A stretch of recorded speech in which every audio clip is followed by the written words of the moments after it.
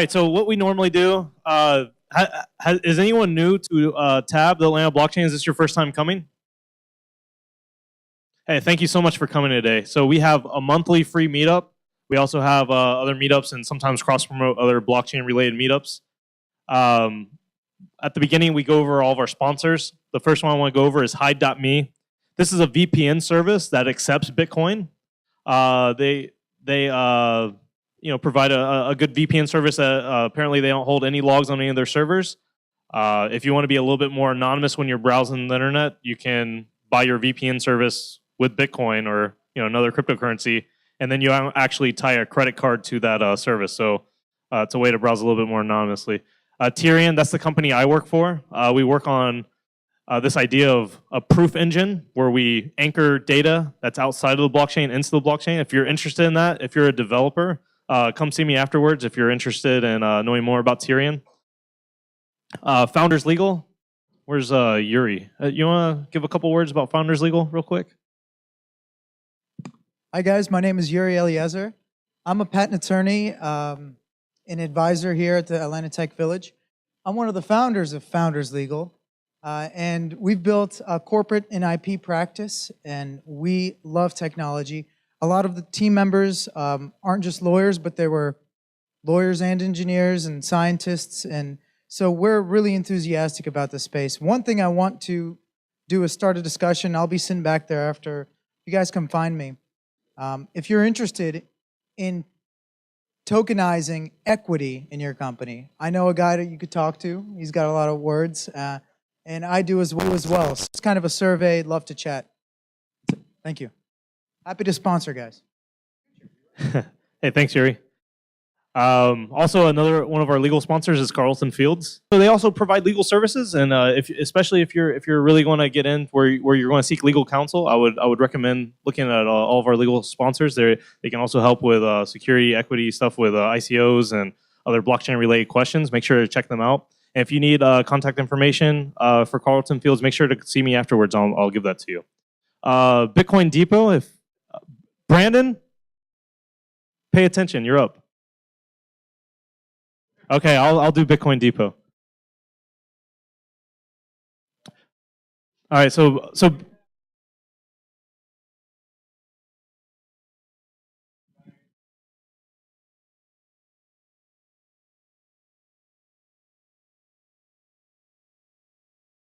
they have hats, shirts, T-shirts.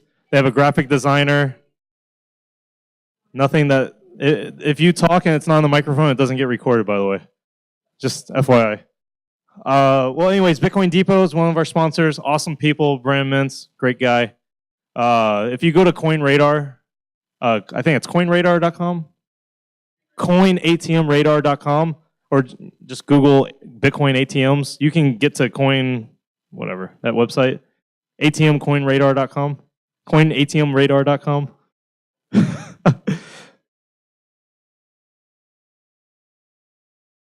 BitcoinDepot.com. There you go.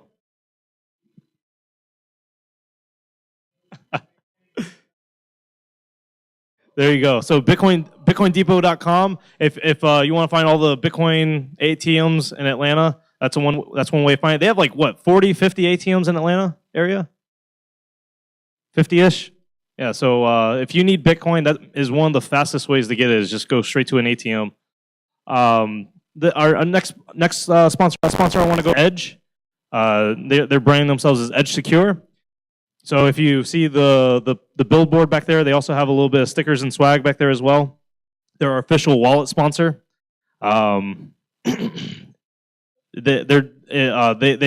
host a variety of assets that you can control. Thanks. And yeah, so if you have Ethereum, Bitcoin Cash, ERC20 tokens, they support a lot of stuff, and they have a good development team. They're going to be working on all kinds of cool features. Last but not least is Protecting Coin, and we do that at the very end. So that raffle ticket that you got, we're going to be raffling away a piece of hardware, and Chris is going to do that at the very end. So they have all kinds of really cool stuff. So we'll move right on. Just to let you know, after this, we have to get out of here around 8:30. So we're going to go to Twin Peaks, and that is, we have the whole second floor. Even if it says it's closed, that's reserved for us. So we can hang out there, however late we want and talk about Bitcoin, blockchain, whatever you'd like. So, and that's within walking distance. So you can stay parked here and then just walk, go out the building, take a left, and then it's right there. Also, theatlantablockchain.com is our official website that has a bunch of the information that we have going on, including a workshop that we have. Sorry, that's the wrong date. This is the outdated slides, but it's going to be May 19th. May 19th, we have the discount code 4tab101. That's going to be 15% off. If you're really digging into blockchains for the first time and want to know more about how these things work and want to get like a real good fundamental knowledge, it's a 5-hour workshop that really goes over all the basics that you would need to know. And it does get fairly technical, and when there's some hands-on stuff. So it's a 101 that I think is needed before you do something like a 201 that's a little bit more heavy in the developer side. Also, if you're a student, it's 50% off by default on the Eventbrite link. May 19th, that's a Saturday. So it's 10 a.m. to 3 p.m. So Atlanta Bitcoin Embassy is a embassy that's focused on education, services. So bringing people together. If you provide a service in the blockchain space, you can come to us, and we can help advertise you. And we're focused on networking, similar to what Tab's doing. That we actually have an office, and we have office hours where you can just come in and hang out. So we've had several people. Who here has actually been to the Bitcoin Embassy? Cool. Several of you. Awesome. So anyone who hasn't been, if you want to come up, we have usually have mixers on Wednesdays. But this Friday, we actually we have our grand opening. So yeah, make sure to come by. I think that's also going to be on Meetup. The Atlanta Bitcoin Embassy has its own Meetup page. And then we have this Kentucky Derby thing going on that Marie Antoinette's hosting. And we are all hosting this thing, even though I might not be able to come. I have travel. Anyways, Kentucky Derby May 5th. Do you want to say anything about it real quick?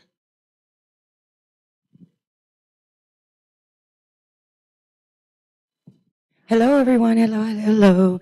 So I am the fund coordinator for the crypto community here in Atlanta.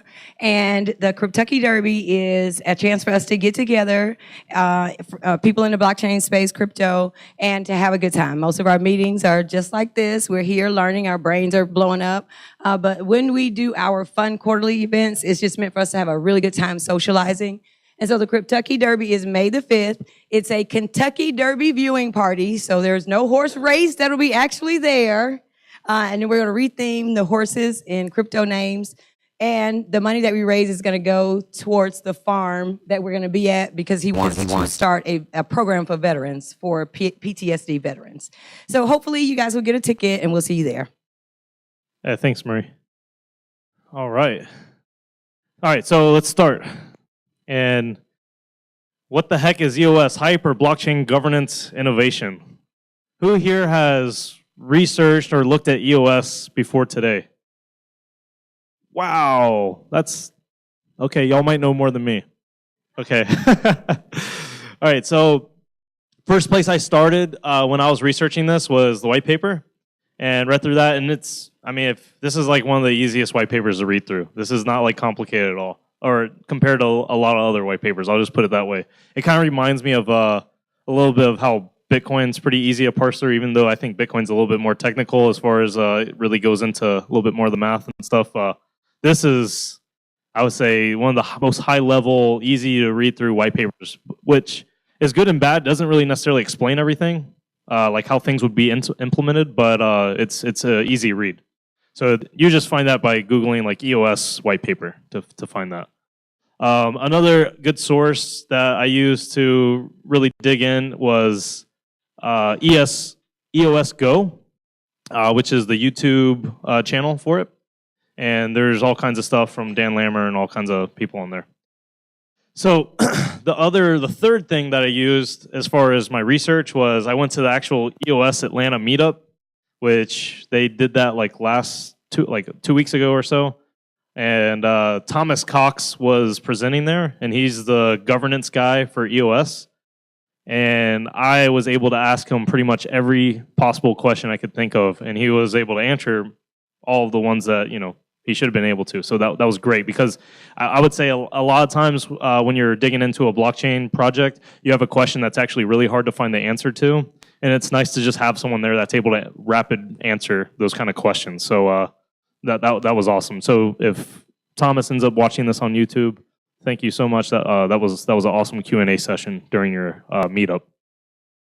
So one of the questions I had was, what does EOS even stand for? And it's not necessarily even clear.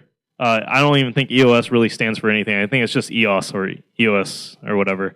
But some of the ones that I think it might stand for, and what I've kind of looked at, is extensible operating system, enterprise operating system, economy of space, evolution of scalability, economy operating system, and then my favorite, which just got brought up to me, was extra operating sickness.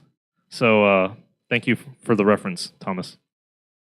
So let's dig in. What is EOS? So first, so everyone goes to CoinMarketCap and sees, okay, how many coins are there? Because that's how we know, what's like how scarce it is, or how much do I need to buy to own this percent of it? So this was kind of interesting because total supply and max supply were different. So I was like, okay, what's the difference of these? And max supply is like how much will ever exist, and total supply is how much exists currently, and circulating supply is how much are actually being used by people, like actually moved out of the initial contract. So this is a ERC20 token, or it's a Ethereum token, and right now it's on the Ethereum platform. Let's see. The EOS IO software may be configured to enforce a cap on producer awards such that the total annual increase. So this doesn't take into account that when it actually gets launched, EOS that is, they're going to have this kind of like inflationary thing where I think they're targeting less than 5% per year. So I don't know if you saw that. That's $7 billion market cap, okay, for a project that hasn't even launched yet. So they launch in June, and they're going to go from Ethereum, and they're going to migrate these tokens over to the EOS platform. Now, obviously, as you can see, the symbol for EOS is like a quadrahedron, whatever. So it's obviously much better than Ethereum, based on dimensions. Tetrahedron, is that it? Chestahedron. Thank you. Okay, so so it looks a lot better than Ethereum because it's got more angles and sides and stuff. So it's like in the fifth dimension or something. Anyway, so this is apparently going to happen in June. Sean, maybe May? What'd you say? Okay, never mind. All right, so I just thought it was kind of like, wow, this project that hasn't even launched yet has a $7 billion market cap, which would normally be like really crazy, except like this is the blockchain space, so this is like completely normal. So the company that's really pushing this and promoting it is a company called Block One, and its motto, or its mantra or whatever, is decentralize everything, which, to be honest, kind of reminds me of 2012, 2013, when everyone wanted to blockchain everything, decentralize all the things. I don't know if y'all remember that, but that was definitely like, we have to blockchain to decentralize the world, and I really feel like that's coming, like this is coming again with EOS, where that's kind of like their goal. So Sean says, Sean Wilkerson right here with Storage says, the same people that were pumping that idea in 2012, 2013 or whatever are the same people doing this. So let's jump into who these people actually are. So Dan Lammer is the main guy behind. I got the most flattering picture of him, by the way. Dan Lammer's the main guy behind this, and he's done some other things.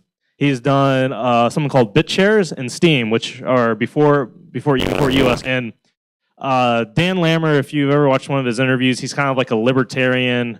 Like we really have to make freedom for people, and what's the best way to do that? And he pretty much starts these projects up, and then when he wants to change them, then this is kind of coming from him. When he wants to change them and the community doesn't want to change in his direction, he just leaves and starts the next project.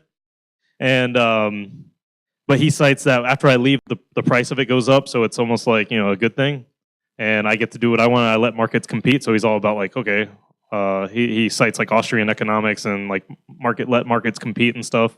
So he started BitShares, wanted to change it up. They didn't. Apparently, the community didn't want to change up. He went to Steam, and maybe Steam didn't want to change some stuff up, and then now he's doing EOS. So he's kind of like the brainchild behind all these projects. He's still, just to give you some background on BitShares, because that's actually kind of early days. He talks about BitShares being like a better platform actually for tokens than Ethereum. So he says this is a much better system. People just don't simply know about it. Whether that's true or not, I don't know. And then Steam, if y'all have ever been like Steam It, which is like a website that uses Steam, it's a social media platform that has all kinds of incentives on trying to curate content and push content up. And his big thing on that was, can we make a platform with like feeless transactions for the common person? So that's a little bit about Dan Lammer in a nutshell. Thomas Cox, who I just mentioned earlier, is the main guy behind the governance model. So governance is a big part of EOS. The idea of governance. I would say that's like a crucial piece that actually affects all parts of this platform. So like I said, Thomas Cox came to Atlanta and gave him, that was great to talk to him. He's really behind the I don't know, all the intricacies of how the governance model works and theories on how it will work. Brock Pierce is another person I want to bring up. He is the chief strategy officer of EOS, and this is like a child actor. I don't know if y'all know who Brock Pierce is. He's all over the blockchain space, investing and capital raising and all kinds of stuff.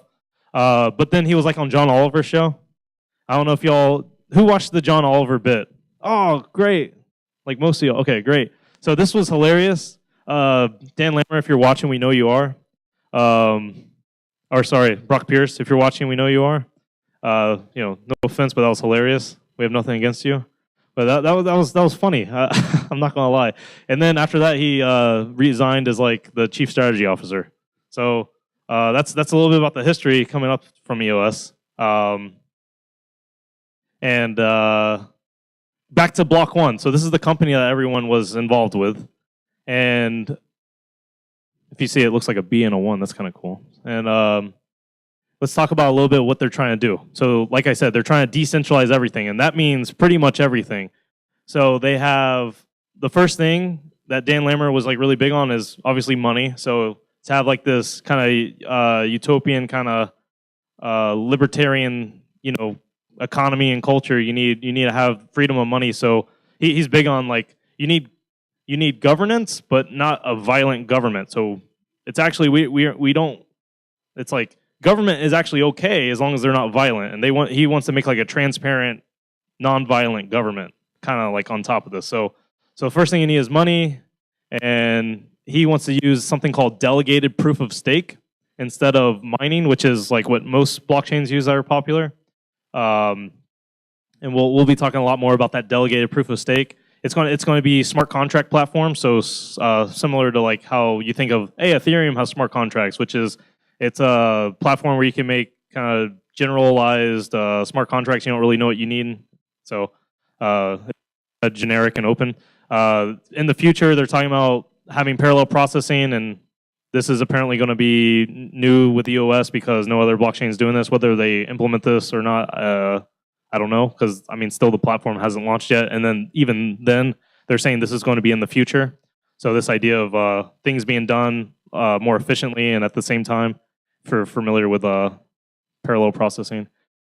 And then this is an interesting one. It's also going to be like a resource and service provider. So if you think of something like even like AWS, how you can get like a VM with like this much RAM and this much disk. So they're going to have like you can use your tokens to get a minimum amount of, hey, if I have 1% of all the EOS tokens and I want to put it all towards this, then I can make sure I get guaranteed this much disk space on the network, or this much RAM, or this much CPU processing power. So you can actually there's this ability that's going to be. I talk about this as if it's already open. This is still kind of like this platform still hasn't launched. I want to make sure I caveat that heavily that this platform is still, I would say a theory, experimental, not launched yet. So whenever I talk about these things, just know it's that there's that caveat.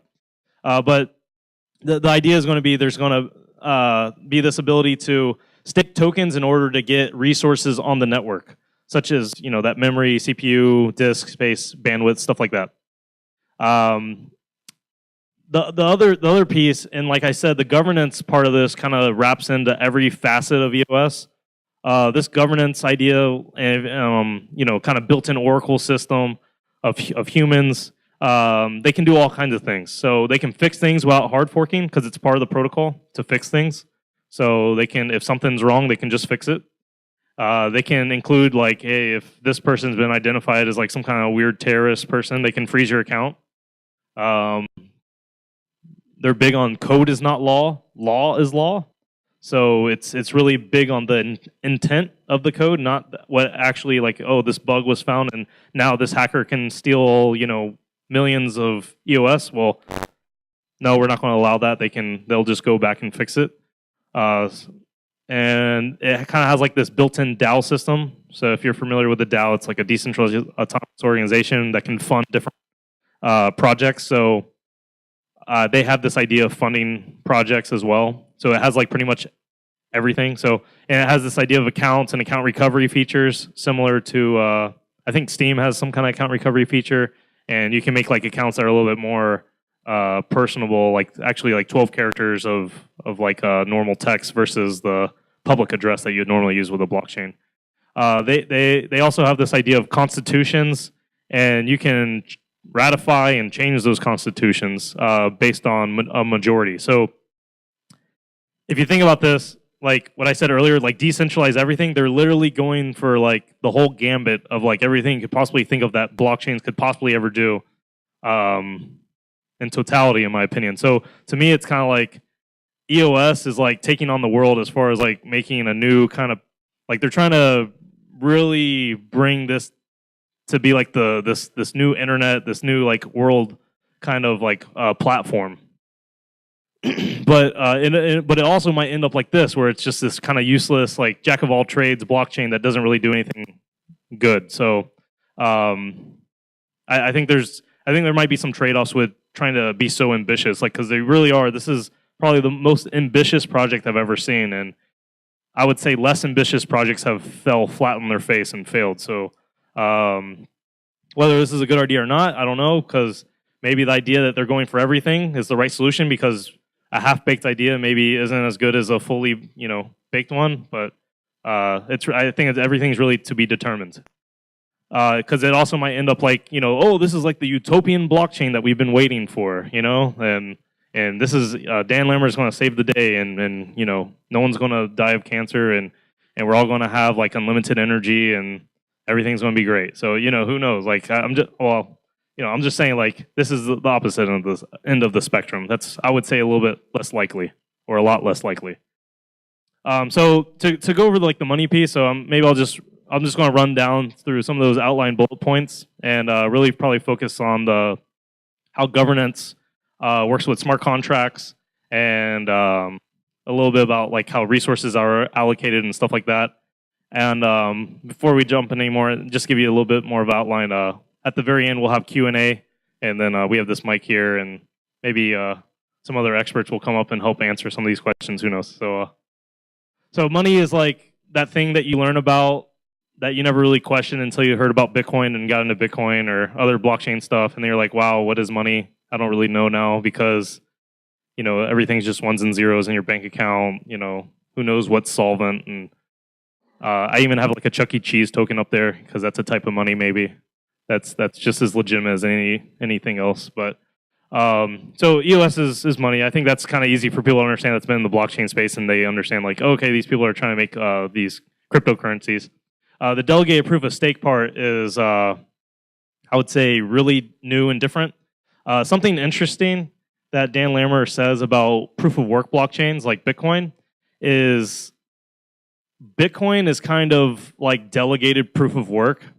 because people are delegating their mining processing to pools, and the pools are actually the ones that write the blocks, which is kind of interesting idea.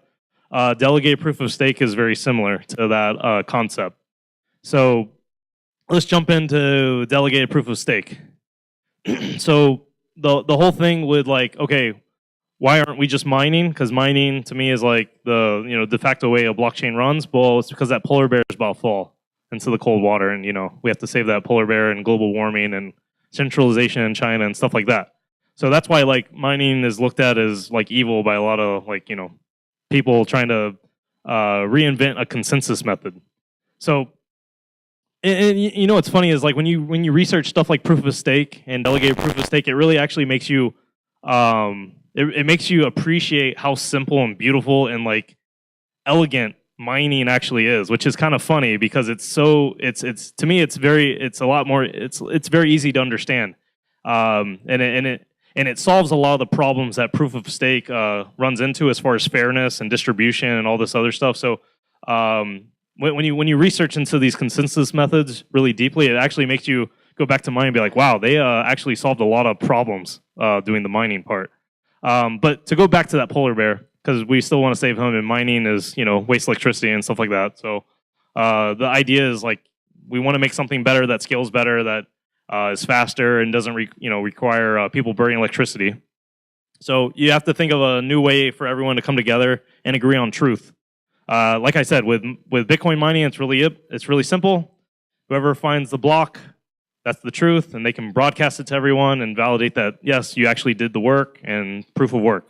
So it's easy. But if you're not doing proof of work, you have to do proof of something else. So they're doing proof of stake, and not only that, they're doing delegated proof of stake. So so with these kind of proof of stake models, you have to solve a lot of problems, or not a lot of problems. You have to come up with solutions to some of these fundamental things, like who should be the leader for what time period, how are they elected for how long, and why this guy, why not me, and when they are selected as a leader, what can they do? Because with the Bitcoin, like a mining Bitcoin ecosystem, when you find the block, you are essentially the leader for that time period. I choose these, you pick these transactions that you want to clear, you broadcast it as long as you find an acceptable hash value, acceptable block answer, then you're good. You are the leader of the system per se for that short amount of time, and you're rewarded for that via the fees and the Coinbase of the block. So with proof of stake, you have to come up with, you're almost kind of like reinventing some of these things that mining's doing in a different way. So and these things aren't necessarily easy. Like if anyone's here last month, we talked about Hashgraph. I mean, the main guy with Hashgraph said, proof of stake is. I worked on it for 3 or 4 years and couldn't even come up with a right model, because every time I fixed one thing, it would break another kind of theoretical concept of it. So this is not something that is easy. Another thing that they're talking about with delegated proof of stake, which personally I think is a little bit more realistic than just straight up proof of stake, and we can talk about that a little bit later. But they say 99.9% certainty, and an average of just quarter of a second, they can reach consensus. So if you imagine a world network all around the world coming to consensus about every quarter second, that's really impressive. So that's why I put up this picture. I'm skeptical of your superpowers or whatever, because I mean, there's latency that just the idea of sending information to China might take a little bit of time, 200 milliseconds, whatever, I don't know, less.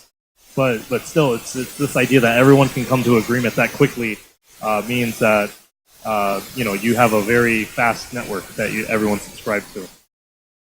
And I also want to read this off. In addition to DPoS, or delegated proof of stake, EOS.io, which EOS.io is kind of like maybe this reference implementation that they talk about in the white paper, or like the standards of what they're talking about, adds asynchronous Byzantine fault tolerance. So if you remember from last month, we talked about asynchronous Byzantine fault tolerance, which was not necessarily an easy word to even Google or understand, but just the idea of coming to consensus and doing it securely. So they're pretty much saying that they can come to consensus and irreversible within about 1 second. So that's also, I mean, if you think of Bitcoin, you usually think, okay, I'm gonna wait for a block and then I'm gonna wait for a couple confirmations to get this idea of an irreversible transaction. With this system, they're saying, okay, it'll just be like 1 second. Now, obviously, if you're going to do something like that, there's going to be some major trade-offs, and we're going to talk about that and what that actually means. So I also wanted to put up a graph just to kind of hone in on that point of, you know, if they're saying like it's a quarter second or 1 second irreversible, I mean, you have to think about these nodes could possibly be all around the world geographically, and I would say that's very tough to do. So, to me, it's a little bit to be determined on if they can actually come to consensus that fast. They might practically come to consensus that fast because no one's trying to be malicious, but we'll see what happens, I guess. So next thing I want to talk about is on EOS is who can actually make the blocks in the blockchain. Like I said, mining is pretty elegant and simple. Whoever mines the block finds the next block. Tells everybody. With proof of stake, you have to kind of arbitrarily come together and be like, all right, who's going to find the next block? You, me, her, him. You know, you just kind of have to decide kind of arbitrarily, since no work is no mining is being done. So the idea is you take 21 block producers, and these 21 people are going to run pretty much the entire network, essentially. So there's another 100 nodes or so that are going to be like on backup. So if any of those 21 nodes fail, they can pull from this pool to replace some of the people in that group of 21, or at least this group of 100 are going to be incentivized to at least be running a little bit every so often to just be on deck. I think is how it's worked. It's a little bit unclear actually how this pool of 100 is going to be incentivized and how they're going to be used. So the way I imagine, so instead of like running like a server, like if you want to run like a Bitcoin node, it's a little bit different. So I imagine like a setup, something, you know, like a server rack that's actually, you know, if you want to be one of those 21 people, you actually have to invest a significant amount in the hardware, the RAM, the CPU, the disk. So I'm imagining like if you actually want to run this out of your house, like kind of jokingly, it would look like this. But a little bit more realistic is you'd probably run this out of like a data center. There are, I think, people that are going to run it out of their like personal warehouse or something, but we'll see what happens, I guess. So to be one of these 21 people that run the network, you have to pretty much campaign. So right now it's campaign season because the platform doesn't launch till June. So these people are telling everyone, hey, look, I'm going to have a webcam that's like pointed at my server, and I'm going to like be transparent and open, and I'm like Michael Tidwell, and I run a Meetup group, and I'm responsible, and like vote for me, and that's what people are doing. So if someone's going to be, I'm this mysterious person, you can trust me. I mean, you're going to maybe trust the public person.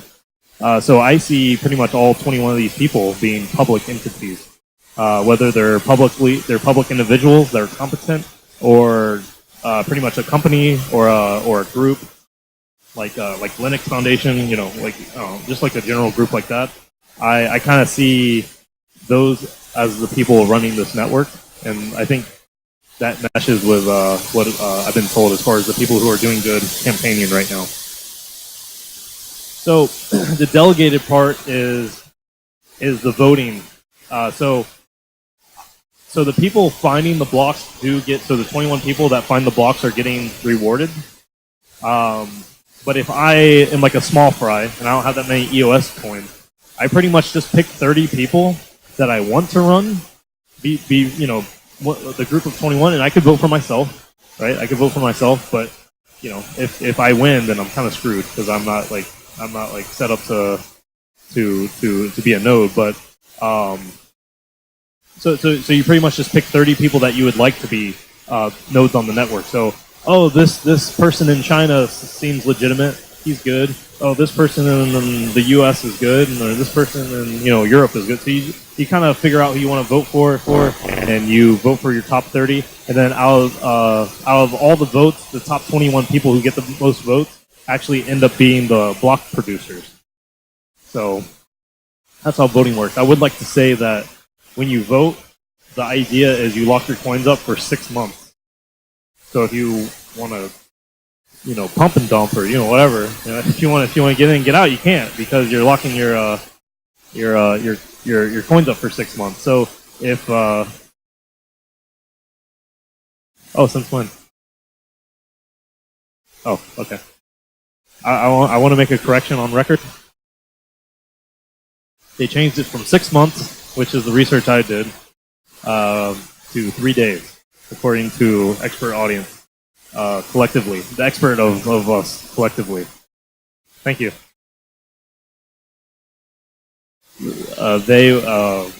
Thomas Cox probably changed his mind then. I don't know. So the comment was they changed it from 6 months to 3 days. It sounds pretty centralized. Well, I would agree. I would say right now it's a handful of people that are really spearheading this initiative. Definitely. So I guess you can ignore the slide, but if it was 6 months, you could see why this would be a huge deal versus 3 days. 3 days isn't nearly as bad. So the next couple slides might be irrelevant, but we'll go over them anyways. Or this one's good. So blocks are planned to be produced every half second.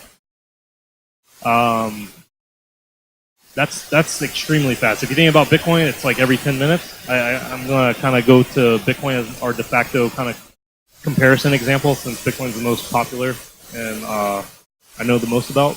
So to say you have half second blocks, usually the problem with something like this and something that Ethereum, for instance, the problem with that is Ethereum has a much quicker block time. So collisions are found much more often.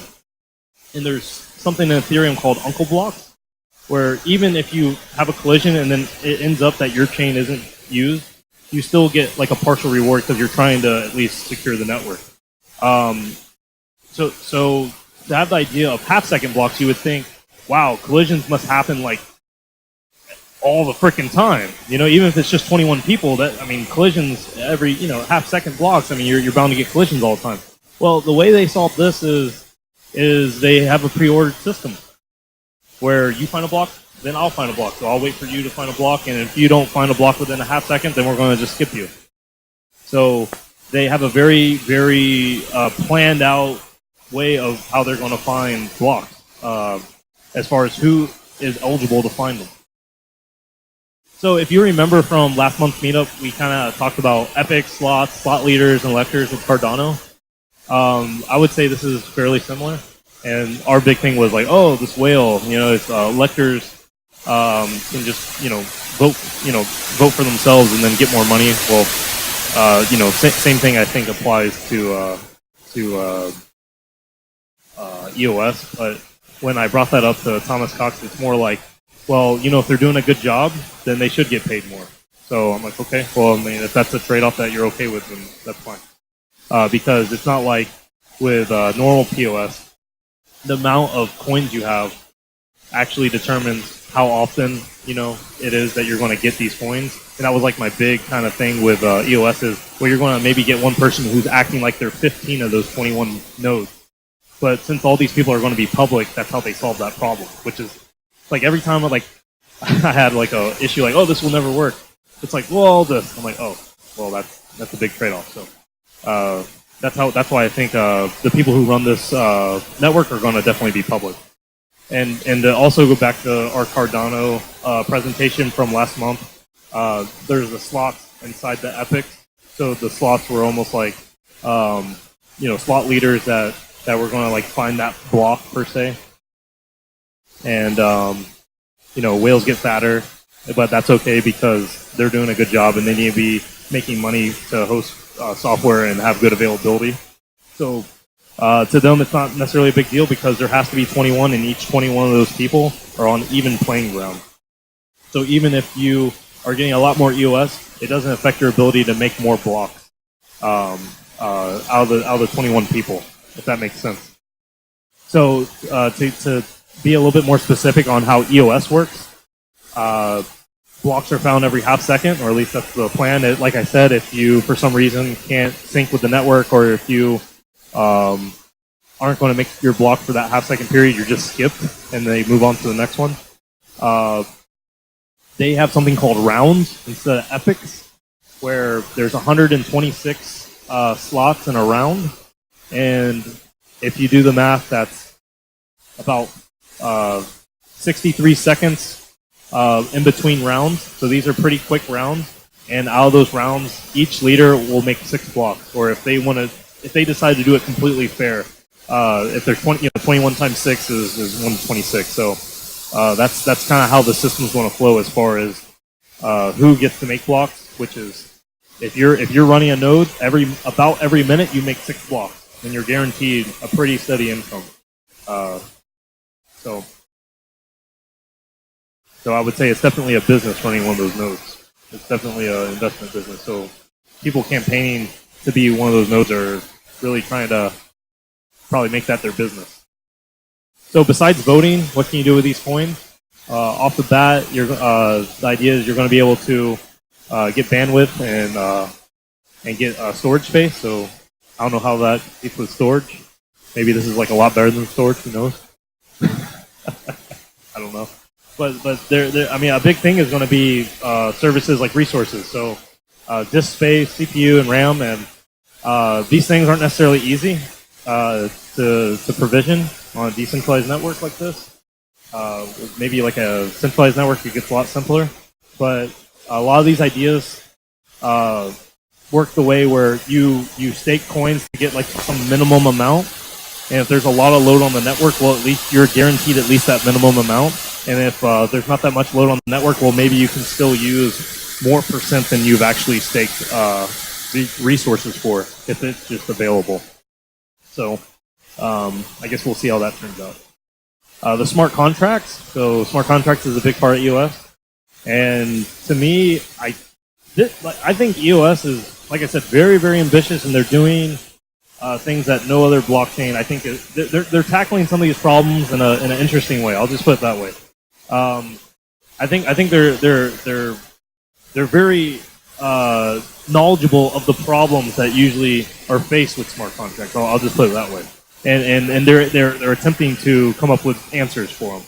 So just to give you a little bit of background, what it means between wet and dry spaces. I have. Let's say, everyone talks about smart contracts on a blockchain. Well, I have some kind of like smart contract that says, if the Patriots beat the Green Bay Packers, then I want to get $100 from you, or, some kind of, application like that. But how do you take the wet, which is like the real world, and take the data and put it into the dry space, which is like the technical world? So in order for a smart contract to work that involves like football, you would need some kind of service that puts in data. Well, then how do you trust that service? Because then now you need to trust this kind of, service of oracles and people, submitting truth into a blockchain. They have to maybe even be incentivized to not be bad actors.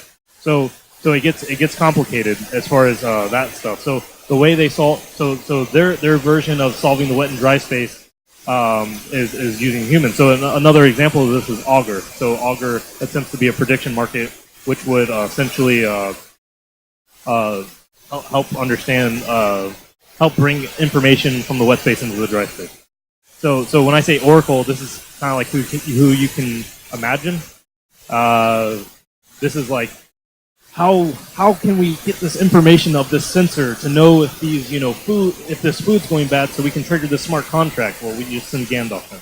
So he's like this oracle of truth, and he will never lie. So that's kind of like the way they're doing this is through a human layer, which is right off the bat kind of natively built into this idea of the EOS blockchain. So if you know anything about Ethereum, like there's been different hacks and weird stuff. Maybe I don't know. If you look up there, there's that anyone could kill contract that messed up the parity multisig stuff, and then the DAO hack. So I have this ratio up here, 15 out of 21. So 14 out of 21 is 66.66%. So 15 is one more than that. So you have a little bit better than 2/3. And if you have a little bit better than 2/3, which is 15 out of 21. You can pretty much do whatever you want. So if 15 out of 21 people decide to do something, they can pretty much do it. Which means if a DAO hack happens, equivalent, 15 out of the 21 people can just get together and be like, all right, we're going to reverse it. And no hard fork needed. They just, all right, it's done. And we can make a code change. Oh, we messed up the code change. Oh, we make another code change. It's kind of arbitrary. That account just hacked a bunch of stuff. Well, let's freeze that account for 24 hours and figure out what's going on before we unfreeze it. So if 15 out of 21 people decide to do something, they're the executors of the blockchain. Example that's used that Thomas Cox talks about is a gaming application. So let's talk about maybe like a specific smart contract on EOS and how that would maybe be different than a smart contract like on Ethereum. So let's say you come up with some kind of game on EOS. What you would do is you would pick arbiters. So you'd pick like a group. So let's say like these kids right here are like really knowledgeable about this game. And we trust that if there is some kind of dispute, these kids are actually the best people in the world to actually know if someone got scammed or someone got cheated. These kids. So you can actually pick your arbiter per smart contract, which is a little bit interesting. So if there's ever a dispute, it goes to these guys. You can make it a company. You can make it a single person. Let's say Sean runs an arbitrating service and he has a good reputation. And hey, we're going to have Stored, be the arbiters of the storage, smart contract that we made on EOS because we know he has background in it. So this is kind of an interesting thing. As far as let's assume that these people would know what was going on though. But anyways, something similar to this is OpenBazaar. OpenBazaar, if you've ever used it, they have it's decentralized marketplace that accepts cryptocurrency. If someone doesn't send you the product that you bought with like Bitcoin, there's actually an arbitration service and as well as a reputation system. But there's a thing that you can do where it's like 2 out of 3 kind of multi-sig where I can sign off I got it and he can sign off, then you don't need the arbiter, but if there's a dispute then the arbiter can decide and maybe look at tracking package numbers and all that kind of stuff. So this has already kind of been done and maybe even you can consider it proven out, but that's subjective. So to maybe go over an example, let's say that this developer on EOS made a couple smart contracts. He picks this group of people to be arbiters. Let's say they're like some kind of group organization. Oh, they'd be really good for this contract. Oh yeah, this contract. Well, this company is actually probably the best, and I know a team on there, and they have agreed to be arbiters for this. So let's say, boom, this smart contract completely foobars, and there's like a problem. People lost money and all that kind of stuff. So everyone gets mad. They go to the arbiters and. The arbiters pretty much say, hey, and let's just assume that's the network of 21 block producers. Hey, I want this smart contract, caught on fire, and we want this is the change we want to do, and this is what happened, and this is what we're submitting as far as a fix. And they're like, okay, and they say, well, all right, you have the keys in order to be an eligible arbiter. We'll listen to you. Now it's arbitrary if they want to listen to them or not, but let's just say, because they're, a benevolent group of 21 people that they're going to do it. All right, and then they can, potentially fix any issue.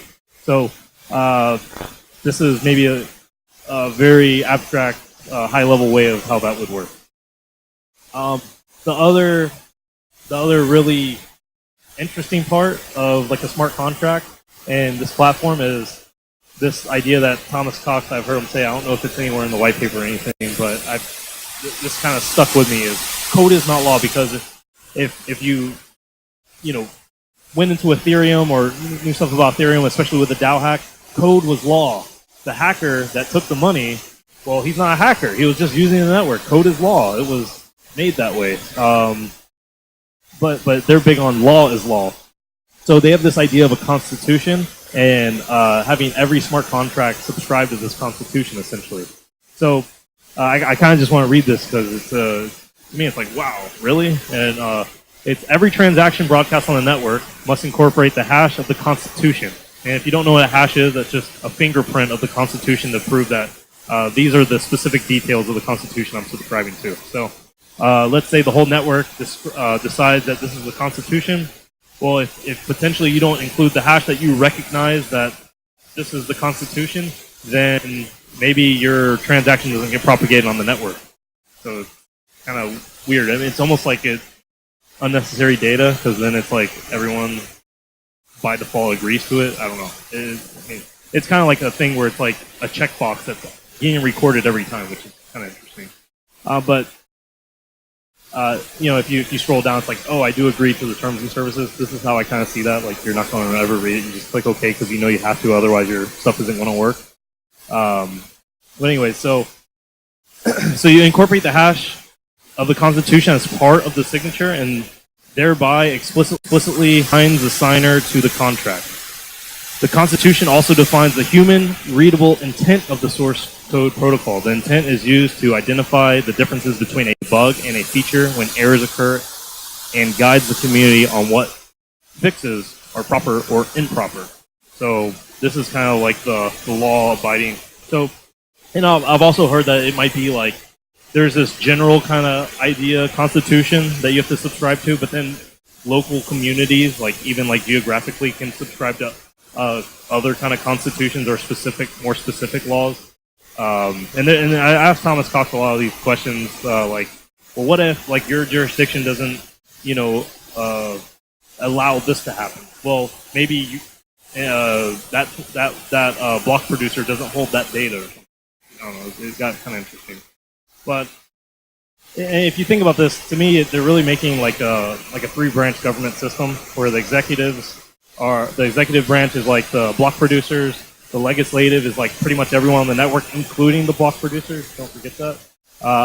And the judicial is like going to be these arbiters that you can kind of pick out that it's going to be like the wet layer, this human layer that kind of potentially can keep people accountable. Okay, and so this kind of goes back to that 6-month thing that isn't 6 months, it's actually 3 days.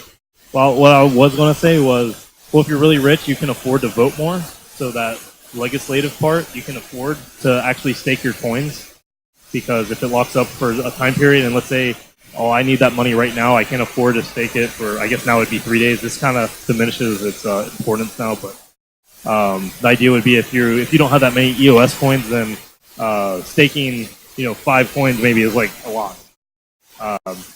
So I want to bring back to this fraction of 15 out of 21. To me, potentially the executive branch in this kind of model could get like really powerful, especially considering that, like I said, the voters of the system can also be the people with the EOS coins, like that are constantly getting more. And when 15 out of 21 people decide to do something, I think like even like really malicious stuff can happen, like where they freeze your account, and let's say you want to vote against this block producer and vote them out. Well, now they can they know you're going to do that. Well, they can freeze your account potentially. So if like 15 out of 21 people ever become like malicious or ever like really decide to do something, it kind of breaks everything. So the counter argument to that would be, well, the nodes would not want to do something that isn't in favor by the majority because they don't want to lose the value of the EOS. But if there's some kind of like situation where it's pretty split, like there's like 6 block producers that feel really, really strongly about something, well then you kind of partition them off the network, and it gets a little weird. And they could potentially just be like, oh, that constitution, well, we're 15 out of 21, we can do whatever we want. So this potentially could happen, which would kind of disenfranchise, I think, the whole system. And kind of, I like this kind of, like, I don't know if you've ever, kind of like, I guess this would be like some argument that you would see is like, well, if you don't like it, you can leave. Well, leaving a country is really hard. Like if you don't like something like America, you could complain or whatever, and then someone might just say, well, if you don't like it, leave. Well, there's switching costs of that, especially like with a country, it's like huge, and maybe you don't know any other cultures besides your own. Maybe this isn't as big of a deal. It might be, since this is like in the digital realm, this might just be as simple as, Oh, I know this is a pain. I have to switch from Android to iOS, but I can figure it out eventually. Like, it's not necessarily as big of a deal. If you build like your whole system around it, maybe I can somehow port to iOS, so it's not like the end of the world. But this is kind of idea, like, because they're really going for like global adoption and like global acceptance. So if you ever do get disenfranchised, I don't really know what that looks like as far as like switching off to that system if it doesn't work for you. So that's kind of an interesting idea. So kind of the poke fun of the idea of how like this 3-branch stuff would work is at least how I think it will start off is this judicial system is going to be kind of funny, and maybe it'll work, maybe it won't. These workhorses are going to have no idea what to do because they just want to make as much money as possible. So whatever people say, they just say, hey, okay, all right, we'll do it. I don't really feel like people are necessarily going to be malicious unless there's like a bug or something like really bad. And then like the people like involved are just going to like as far as the voting and stuff are going to be like, yeah, we're voting for these block producers. We're you know, this is great. But really, I think it's going to be at least start out kind of like this is like kind of silly, and then maybe mature and actually become something interesting. So. I think really like so when this happens in June and it takes off, and let's say it doesn't completely die and maybe it becomes something, maybe we can observe it and then have like one of these guys fly in and give another presentation on it after we've seen some of the hiccups and some of the barriers that they've conquered. Or maybe we won't have to cover it all because maybe it'll just die. So this is something that we can keep track of, and we can figure out if we want to have like a speaker fly into Atlanta and cover this in more detail after it launches. Just a shout out to Thomas Cox again because he really helped me understand this. I was really able to rapid fire a question at him while he was here. So shout out there, and we'll do questions. Thank you.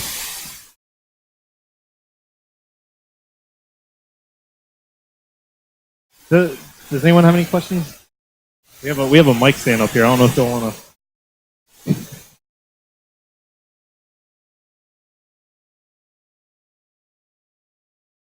We don't have Mike Pacey up here to answer questions we made today. Testing.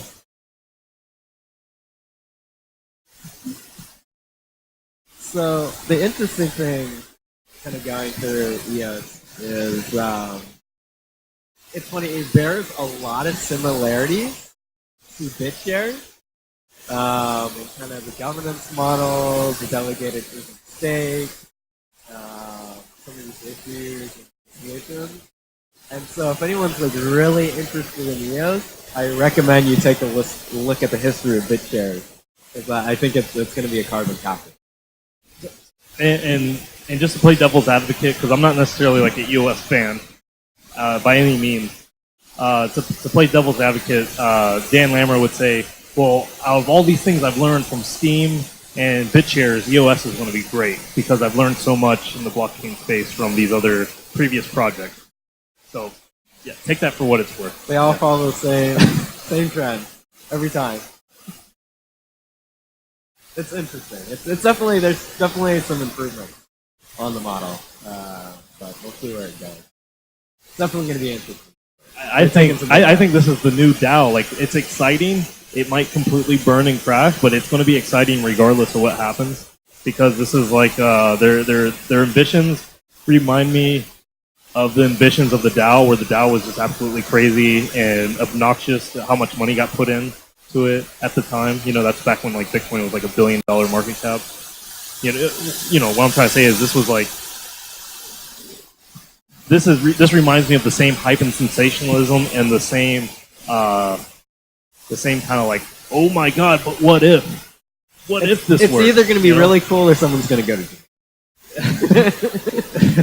Well, the idea is binary outcome. Yeah, I mean the idea is like hopefully no one goes to jail because there's 21 nodes and people will put their block producers in countries that are more friendly to this idea. I mean, but then again, if someone wants to take you down, they literally know the locations of every single one of these block producers. If a government wants to take you down, they would probably definitely have the means of doing it overnight. So, yeah.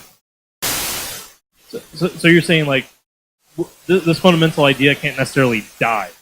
It can just maybe not get popular. Is that what you're saying?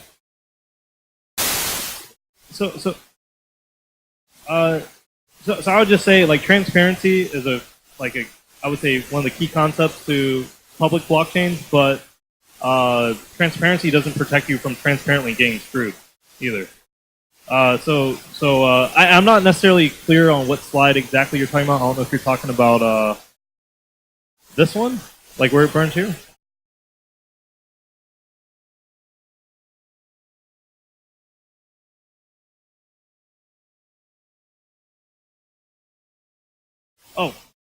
I wasn't saying it would crash and burn. So I wasn't saying it would crash and burn. I said it just might not be that useful because they're just so dang ambitious that they might not do anything like a killer like use case that would replace anything. That's all I was saying. Like I wasn't saying it would crash and burn. I just said they're so ambitious that it just might not end up being that interesting. It might just be this generically kind of crappy platform. Yeah, I wasn't saying it would be vulnerable or get burned or something. Yeah. Yeah, and then I was saying the opposite of that would be it would be a great utopia kind of solution. If you do have some questions, you can come up to the mic because this is recorded. This is very resourceful. Where's the camera? I'm Nick. Hey, everyone. All right, so I read. Too short. All right, so I read that you need to own some of EOS to develop on it, right? Is that fair? Is that correct? I would say everything on. Well, so I should. I don't know if I caveat this, but I am not an expert on exactly how this will work, and they still have the ability to change some things around. But I know Dan Lammer is a fan of. It's wide lens. You're good, dude. Yeah, so I was just trying to. I didn't want to block their view of you. So. But I would say Dan Lammer is definitely a fan of free transactions as much as possible to the end user. As far as someone writing a contract, I would imagine it would cost some EOS to not only get that smart contract, but if you want to utilize it, you would then have to stake your EOS to get resources on the network. So you wouldn't necessarily, when you start staking to get resources, you wouldn't necessarily lose those resources, but you would have to stake them saying, well, I need a half gig of RAM and a single CPU and 5 gigs of disk space for the next X hour or something. So you and that's all, I guess, purchased, for lack of a better term, using the coin, right? Yes, staking the coin. Staking the coin. So does that mean is that the same model as something like Ethereum, building contracts on Ethereum, or is it, because it sounds like now there's a limited amount of power out there or definite amount of EOS that could be available? Well, I mean, if you centralize stuff to 21 people, I mean, you can run like $100,000, little data center, mini data center that can do all kinds of stuff. And if you run that 21 times across the world, then it's like, potentially you have enough power for whatever is going on. And then if those resources, I think the idea is if those resources end up all getting utilized, then those 21 people upgrade all their stuff, and that's what their job is to host the network. And the more people stake EOS coins, the more value it goes up, the more money they make to also have money to provide more hardware and services. I think I get that. Yeah, I mean, so the block producers, not to forget, are getting paid like every single minute in EOS coins. And if EOS gets popular and goes up in price, then they could sell their EOS coins to buy more servers and stuff, to provide more power and RAM and stuff for people staking coins and stuff like that.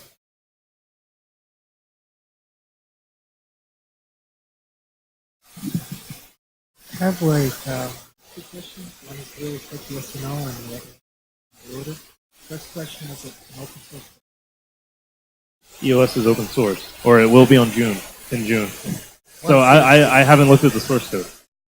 The second question is there's a couple of things that are like contradictory. For example, you said within 1 second what goes on the blockchain cannot be changed.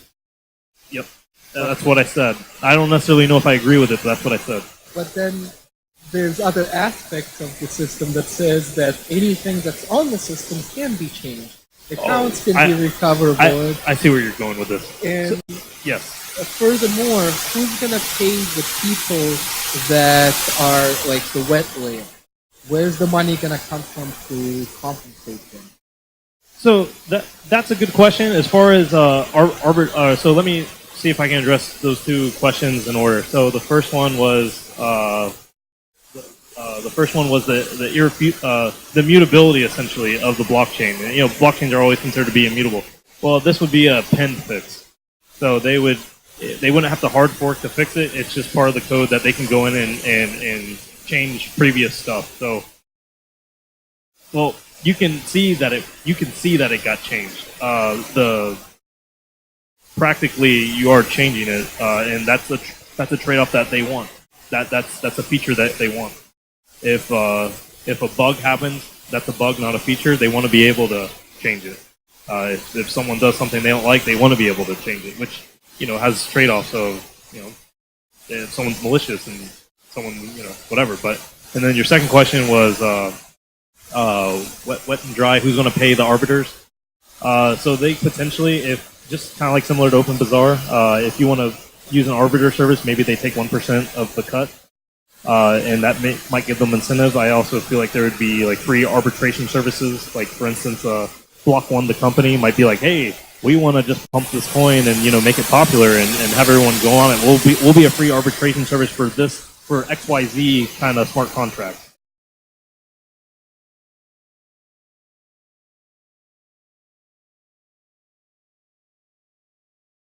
So the question was if arbiters aren't incentivized, how will we know they're going to be truthful? Well,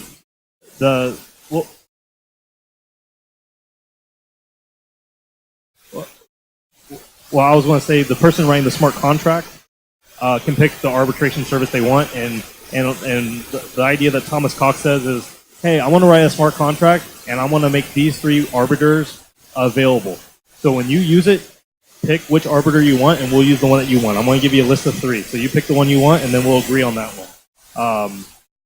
Maybe these arbiters all have similar prices, or maybe like one's free. I don't want to use that guy because he's not incentivized. So it's an agreement.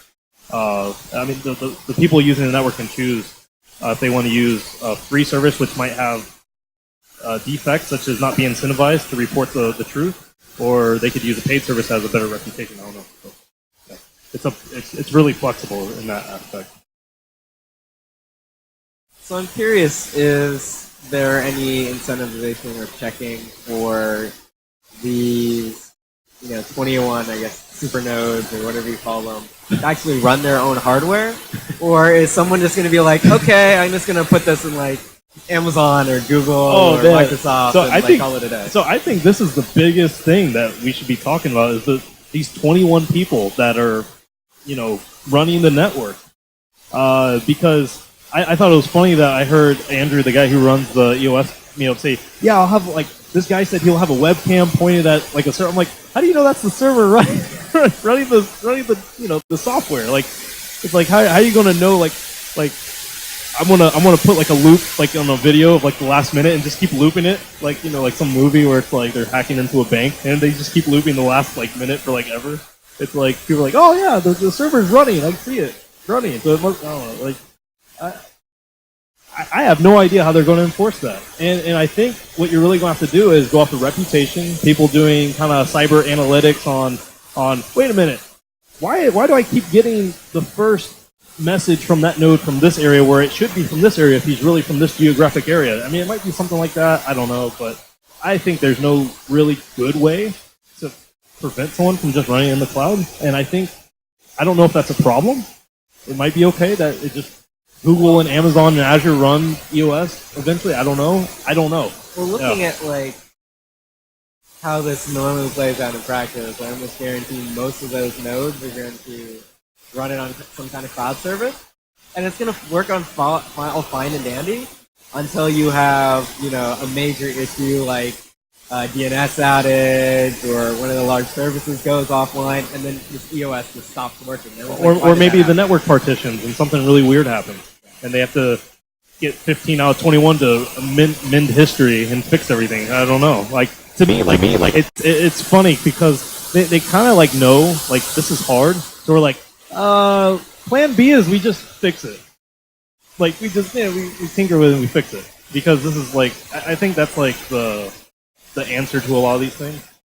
I don't know. So Yeah, I just think that if I was to have a comment, the node count would be way too small. I mean, so that's the 21's done out of efficiency, understandably so. I mean, they're trying to do high throughput, very high throughput, normal to normal systems, and the idea that these systems are going to have to be on like high throughput, low latency network lines are going to be like pertinent. Like that's going to have to be like crucial. Last time Dan did it. One. 21's a good number. 21 million Bitcoin, 21 nodes, 21 like blackjack.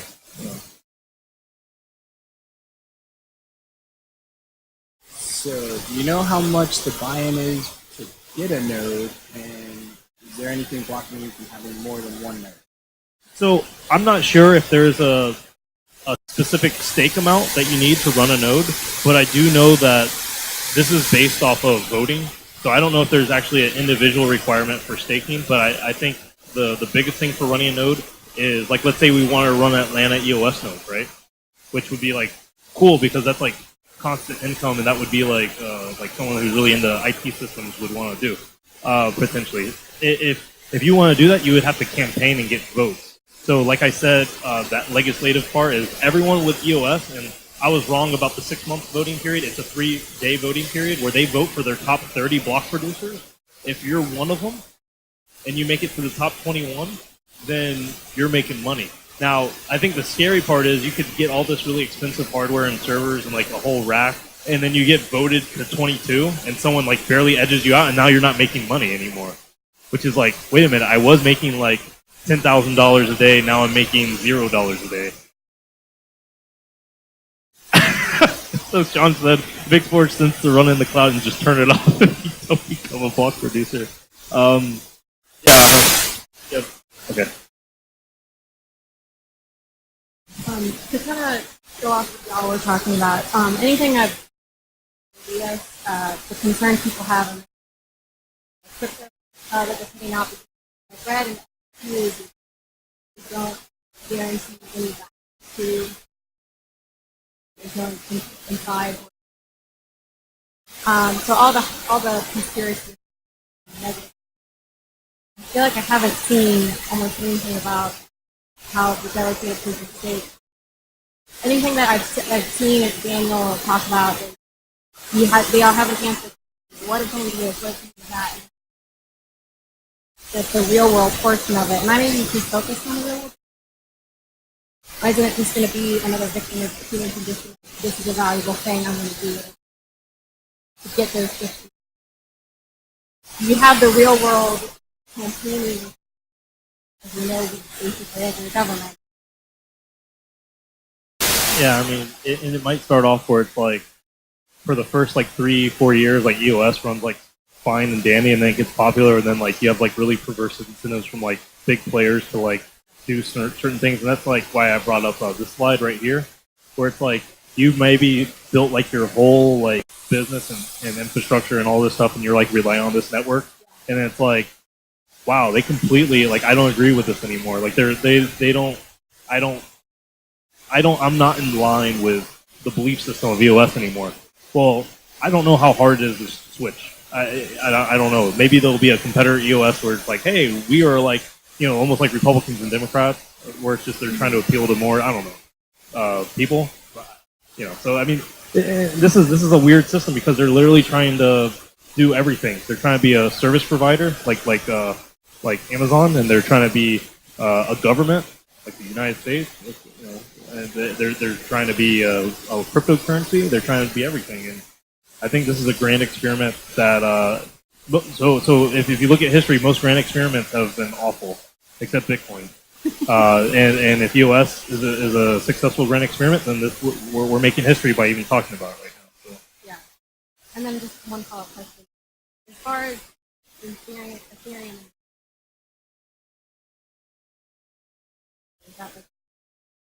how do people do that? Everything's an Ethereum killer. Bitcoin is even an Ethereum killer. Ethereum is even an Ethereum killer. That's what Vitalik said. The major Ethereum killer is Ethereum. So I think that's just Cardano's the Ethereum killer. Hashgraph is everything. I think like Ethereum's the new cool kid on the block. So it's like no one wants to be the Bitcoin killer because it's like what Bitcoin's just money. Like who cares? Yeah. Like I want to control the whole world with like government, like this governance model and like everything. So I don't know. So, I mean I get maybe in like 6 months or a year we'll hear about the EOS killer. So.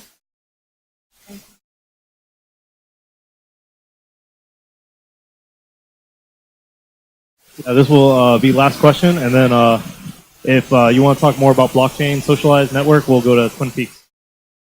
All right, so there's obviously a lot of foundation around having a good reputation in this platform and elected parties.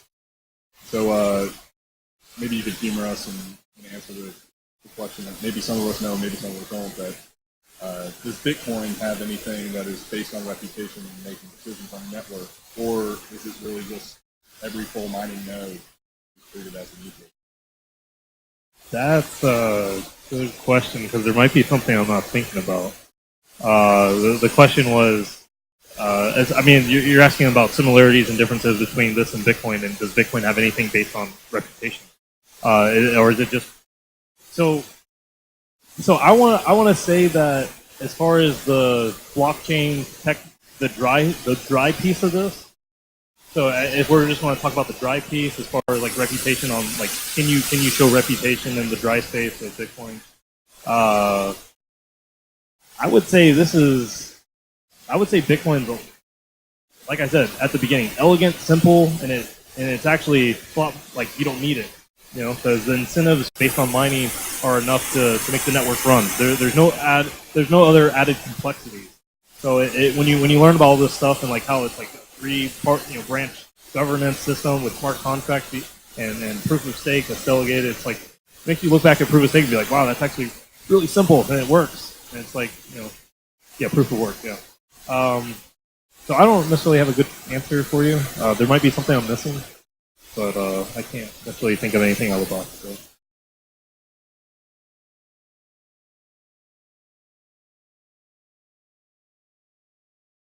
Yes. Yes. Yeah. As far as like reputation is considered, I would say that's definitely in the wet space of Bitcoin. Drama and people saying, well, why does this developer have commit access and why is this one not? And that kind of stuff I think is definitely in the wet space, but the dry space, it's just based off mining, I would say, is the primary thing. Hey everybody, I'm Chris from ProtectingCoin.com. We are your source for cryptocurrency hardware. We also we distribute hardware wallets such as Trezor, Ledger, SeatKey, and we also manufacture some cold storage and some accessories. A couple quick updates, not a whole lot of updates right now. One of them is a new product. Jonathan, hold up our crypto vault. So this is our new crypto vault. This is our new design. These are titanium plates. These plates can stand a fire up to 3,000 degrees. They're also rust proof. They are acid resistant, pet proof, wind proof, waterproof, etc. We're going to be doing some stress tests on these. Normally, these will go MSRP for $35. So if you buy one tonight, $25. You get 2 plates, 25 slots, so you can do Monero, you can do a 12-word seed, a 24-word seed. You get 2 plates, you can do 2 copies. It's titanium, it's not going to be hurt. Here's what it looks like. So to etch it in, we'll use a metal engraver. We have metal engravers for $25. So a metal engraver and 2 plates with a seal. Like this one is put together, 2 security screws, $49